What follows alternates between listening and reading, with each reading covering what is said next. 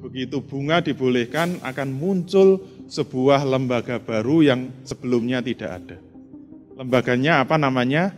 Lembaga perbankan. Kenapa harus muncul lembaga perbankan? Penyebabnya cuma satu, karena bunga itu boleh. Dan yang menangkap peluang ini siapa? Orang Yahudi. Silakan dilacak sejarahnya. Siapa yang pertama kali punya ide membuat bank itu siapa? Begitu bunga dibolehkan, ini peluang bisnis. Saya pernah baca ceritanya kenapa ide bisnis ini muncul. Sebenarnya itu gara-gara dulu orang Yahudi di Eropa itu ditindas oleh orang Eropa. Kenapa mereka ditindas? Ya karena kelakuannya orang Yahudi itu sendiri. Orang Yahudi itu kalau bisnis, kalau dengan sesama Yahudi dia itu jujur, amanah.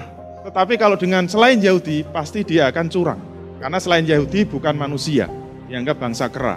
Mereka berkumpul kemudian berpikir, kalau kita sekarang di mana-mana itu disingkirkan, bagaimana kalau kita bikin bisnis yang smart? Kita mengeluarkan tenaga sedikit, nggak terlalu banyak bekerja, tapi duitnya paling banyak. Yaitu apa?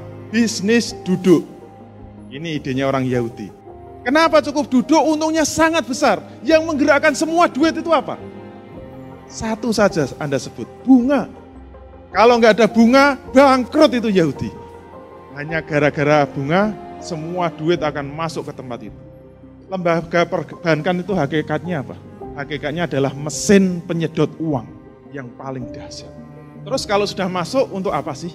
Kita harus paham, bank itu mengabdi kepada siapa?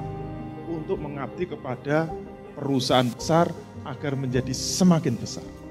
Mengabdi kepada kaum pemilik modal besar agar semakin besar.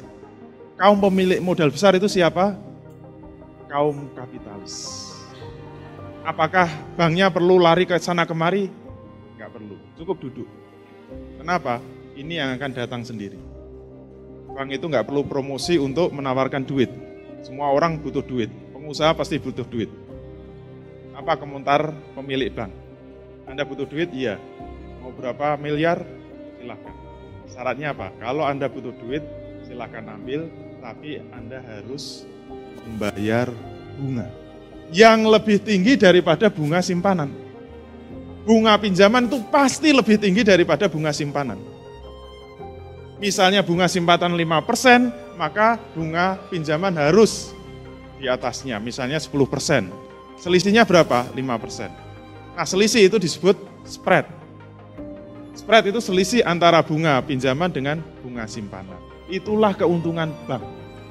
Kalau spread 5% saja, tinggal ngitung berapa duit yang masuk. Kalau 1 triliun, 5%-nya 1 triliun berapa? 50 miliar. Cuma duduk-duduk dapat 50 miliar. Itulah hebatnya orang Yahudi. Sangat cerdas, dia punya ide.